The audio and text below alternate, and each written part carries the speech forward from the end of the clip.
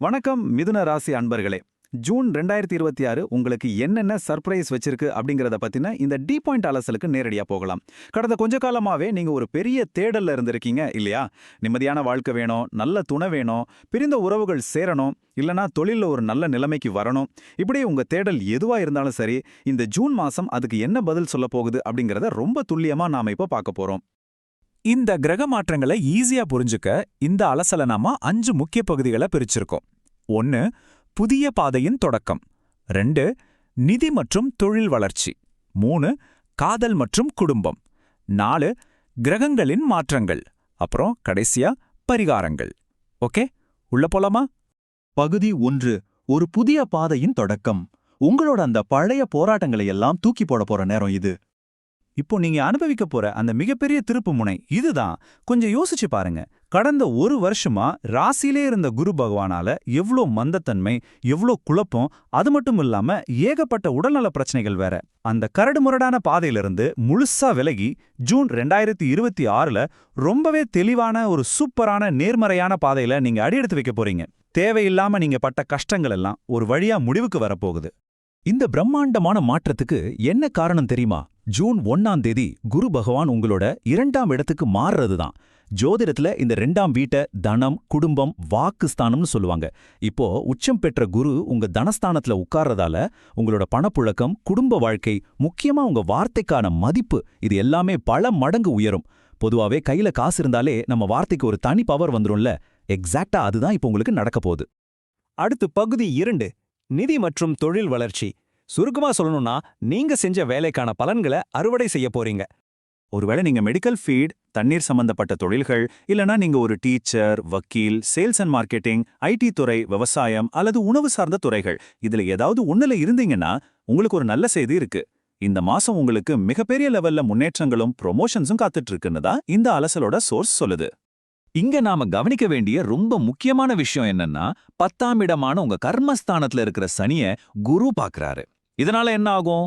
உங்களோட அந்த over வேலைப்பழு, stress எல்லாமே கணிசமா குறையும். இத்தனை நாளா நான் எவ்வளவு உழைச்சாலும் யாருமே மதிக்கலையேன்னு நினைச்சவங்களுக்கு கண்டிப்பா ப்ரொமோஷனோ இல்ல நல்ல இன்கிரிமெண்ட்டோ கிடைக்கும். கவர்மெண்ட் வேலைக்கு ட்ரை பண்றவங்களுக்கு பிராப்தம் இருந்தா கண்டிப்பா சக்சஸ் தான். ஏற்கனவே வேலையில இருக்கிறவங்களுக்கு அவங்க விரும்பின மாதிரி டிரான்ஸ்ஃபர் கிடைக்கும். சொந்த தொழில்ல கடன் பிரச்சனையில மாட்டிட்டு இருக்கீங்களா? புது புது ஐடியாஸ் எல்லாம் ஒர்க் அவுட் ஆகி வருமானம் பெருகி கடனை முழுசா அடைப்பீங்க. மொத்தத்துல கிரகங்கள் உங்களுக்கு ஃபுல் சப்போர்ட் பண்ணுது. பகுதி 3. காதல், திருமணம் மற்றும் குடும்பம். உறவுகள் இணைவதும் சில யதார்த்த உண்மைகளும். இதுல ரொம்ப ஆழமான ஒரு உண்மை இருக்கு. கல்யாண வயசுல வெயிட் பண்றவங்களுக்கு கண்டிப்பா நல்ல வரன் அமையும். எந்த பெரிய தோஷமோ இல்லாம சின்ன சின்ன ஈகோ பிரச்சனையால பிரிஞ்சிருக்கிற தம்பதிகள், குறிப்பா மிருகசீரிஷம், திருவாதிரை நட்சத்திரக்காரர்கள் சீக்கிரமே சமரசமாகி ஒன்னு சேருவாங்க.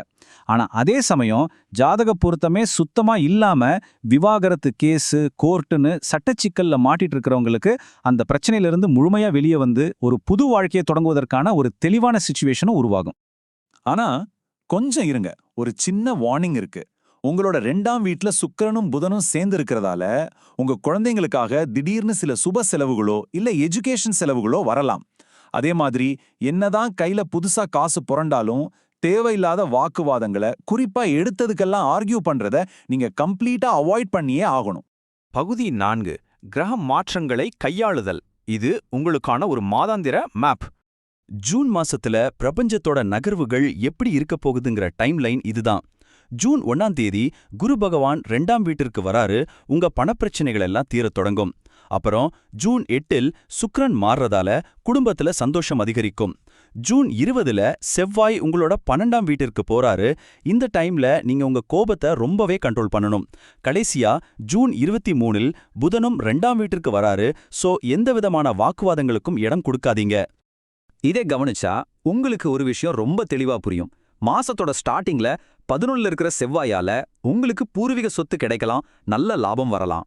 ஆனா மாசத்தோட பிற்பகுதியில சூரியன் ராசியிலையும் செவ்வாய் 12லையும் வர்றதால உங்களுக்குள்ளே ஏதோ ஒரு புரியாத கோபமும் டென்ஷனும் எட்டி பார்க்கும்.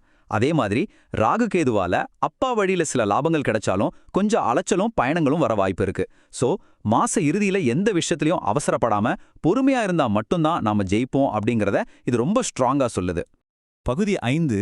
பரிகாரங்கள் மற்றும் இறுதி சிந்தனைகள். உங்களுக்கான வழியை எப்படி பாதுகாக்கிறதுன்னு பார்க்கலாம். இதுக்கு ரொம்ப சிம்பிளான ஒரு வழிய இந்த அலசல் சொல்லுது.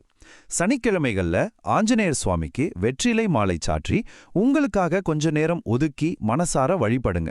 இதை தொடர்ந்து செஞ்சுட்டு வந்தாலே போதும், உங்களோட மீதம் இருக்கிற கவலைகள் கஷ்டங்கள் எல்லாமே ஓடி போயிடும்.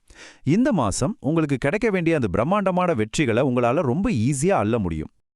இந்த சோர்ஸ்லேருந்து எடுக்கப்பட்ட ஒரு சூப்பரான வாசகம் எனக்கு ரொம்பவே பிடிச்சிருந்தது. அது என்னன்னா, நீங்கள் தேடிய வாழ்க்கை கிடைக்கும். எவ்வளவு ஒரு பாசிட்டிவான வார்த்தையில. கடந்த ஒரு வருஷமா நீங்க பட்ட கஷ்டங்கள், அந்த மந்தநிலை, போராட்டங்கள், இது எல்லாத்துக்கும் ஒரு ஃபுல் ஸ்டாப் வச்சு உங்களுக்கு ஒரு மிகப்பெரிய நம்பிக்கை அந்த வார்த்தை கொடுக்குது. இப்ப நான் உங்ககிட்ட கேட்க விரும்புற அந்த ஃபைனல் கேள்வி இதுதான். உங்க கடன்களை எல்லாம் அடைச்சு உறவுகளை சரி பண்ணி உங்களை அடுத்த லெவலுக்கு கொண்டு போக கிரகங்கள் எல்லாமே உங்களுக்கு சாதகமா அணிவகுத்து நிக்குது. இந்த ஜூன் மாசத்துல நீங்க இவ்வளவு நாளா தேடிக்கிட்டு இருந்த அந்த வாழ்க்கையை கெட்டியா பிடிச்சிக்க நீங்க என்ன செய்ய போறீங்க? இந்த மாபெரும் வாய்ப்புகளை யூஸ் பண்ணிக்க நீங்க தயாரா? மீண்டும் ஒரு சூப்பரான அலசல்ல நாம சந்திக்கலாம்.